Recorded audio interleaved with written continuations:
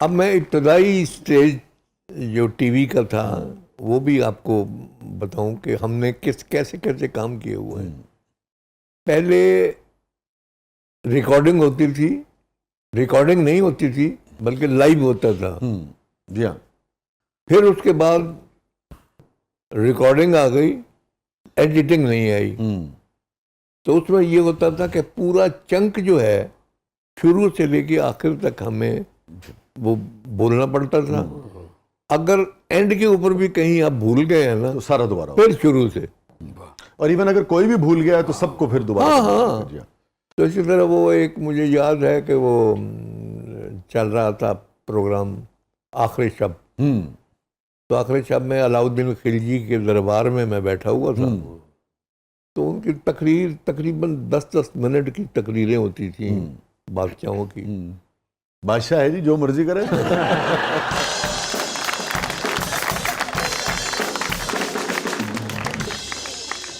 तो निसार साहब ने, मोहम्मद निसार हुसैन साहब ने, अल्लाह बख्शे उनको भी, उन्होंने कहा जी कि तमाम जो बैठे हुए हैं ना ये एक्सप्रेशन देते रहें क्योंकि इतनी लंबी तकरीर पे लोग बोर ना हो जाए। हाँ, तो कट करता रहूंगा मैं। तो उसमें दरबार में मेरा भी एक जुमला था।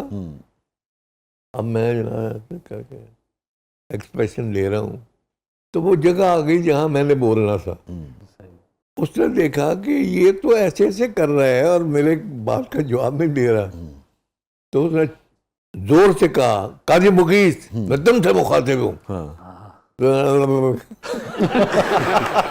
फंबल हो गया। जुमला याद था, दड़ों करके बोल दिया।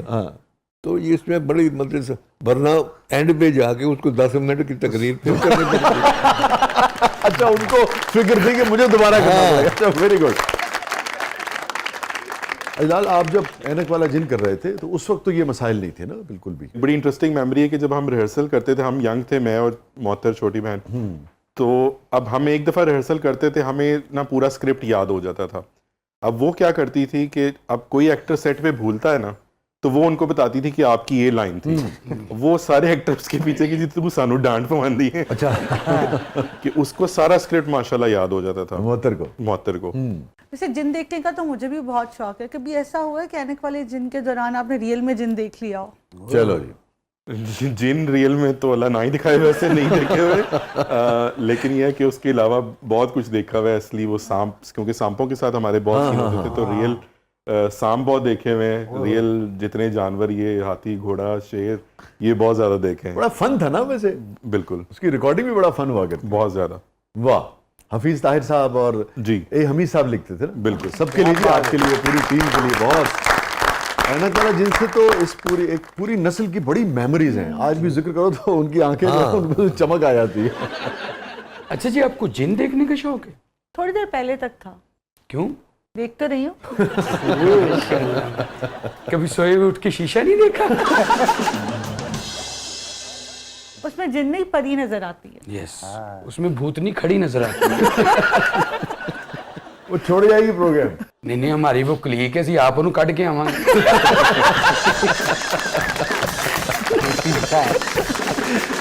स्टे विद अस नाज़रीन, कहीं नहीं जाइएगा। छोटे से वक्फे के बाद वापस आते हैं। हमारे साथ मौजूद हैं अजलाल बुखारी साहब और हमारे साथ मौजूद हैं वन एंड ओनली मोहतरम आसिम बुखारी साहब। प्रोग्राम के अगले मरले में आपके लिए बहुत कुछ है। आप देख रहे हैं ज़बरदस्त।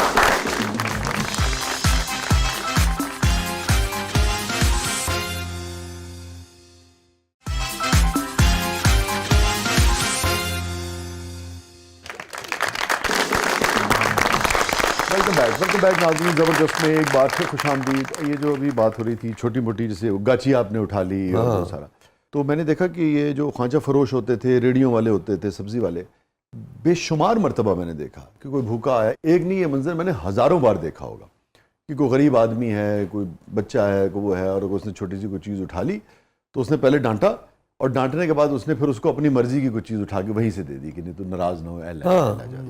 तो एक केयर थी, लोग एक दूसरे की परवाह करते थे, ख्याल करते थे।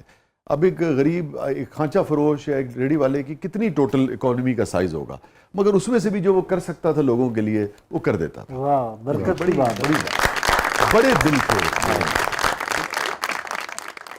सर रिदा भी तो देखे ना, फकीर को 100 दे के कहती 95 बकाया दो।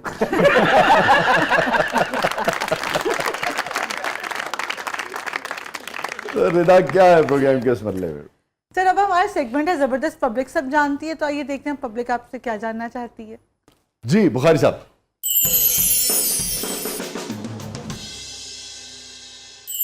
आसिफ साहब, जिस दौर में आप ड्रामों में काम करते थे और बड़ा आप पे भी माशाल्लाह अरूज था, उस दौर में खालदा रियासत, रूही बानो, उस्मा गिलानी साहबा का बड़ा अरूज था, क्या कहते हैं उनके बारे में? सब अपनी अपनी जगह पे ठीक थे, अल्हम्दुलिल्लाह। उनके साथ मैंने काम किया और खालदा रियासत के साथ काम किया, रूही बानो के साथ मैंने काम किया है, बड़ी बड़ी आर्टिस्टों के साथ, और आर्टिस्टों के साथ मैंने काम किया है। यानी यहाँ तक कि मैंने इंटरनेशनल जो ड्रामे पीटीवी ने किए हैं उसमें भी मैंने पार्टिसिपेट किए हैं।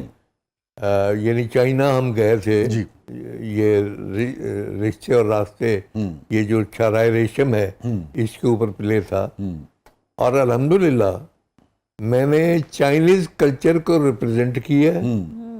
यानी चाइनीज बाबा मुझे दिखाया है, एक काशकर का एक मुसलमान बाबा, वो दिखाया है, और बेगम भी मेरी वहीं से, उन्होंने काशकरी बेगम गई। अच्छा। तो उनके साथ मैंने काम किए। तो काशगरी बेगम पे असली बेगम को इतराज नहीं हुआ था उस वक्त? मैं नाल नहीं ना ले आया, उसे छड़ा है।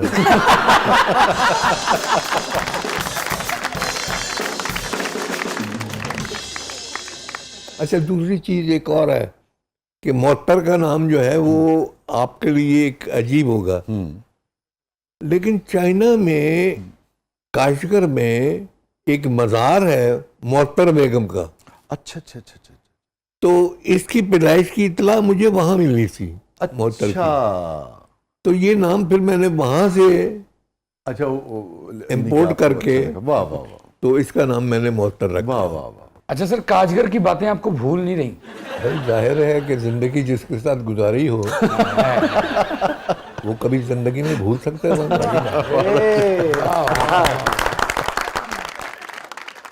तो आपकी जो रियल बेगम है, उनको कभी इस किस्म की बेगमात पे जो टेलीविजन के सफर में आपकी जिंदगी में आती थी, उन पे कभी एतराज नहीं रहा? मैंने कभी उनका घर में तस्करा नहीं किया। जानती हैं वो, सबके साथ उनके भी अच्छे ताल्लुकात हैं। हो सकता है कि मुझे कभी कभी वो ताने भी देती हूँ, लेकिन ऐसी कोई, जो कि मेरी तरफ से ऐसी कोई हरकत नहीं हुई थी। जिसको 4 कलमे पढ़ के लेके आए हैं वही हमारा सपना है। वाह। और ये जो आपने बात की कि कभी कभी कुछ कह देती हूँ, तो क्या कहा उन्होंने कभी कभी? हाँ, बहरहाल ये है कि नहीं यार, मैंने कोरोना कटवाना।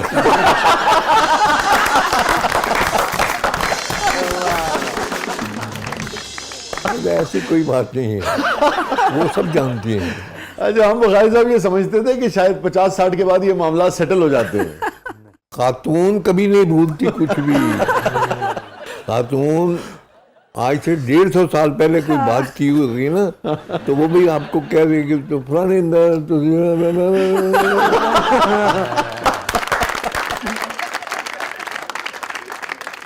ये तो चलिए जो चोहले हैं ना, ये तो मोहब्बत की खूबसूरती है, रिलेशनशिप की खूबसूरती है। मगर बहुत ख्याल करती हैं बेगम साहबा आपका?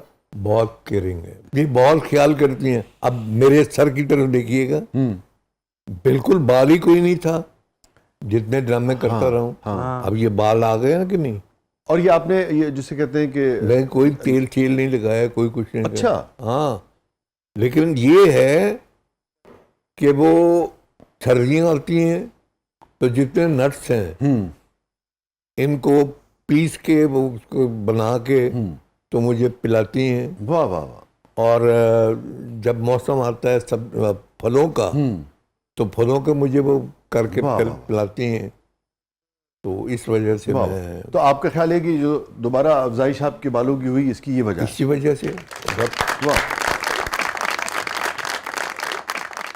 भाई साहब, एक शेर आपकी नजर।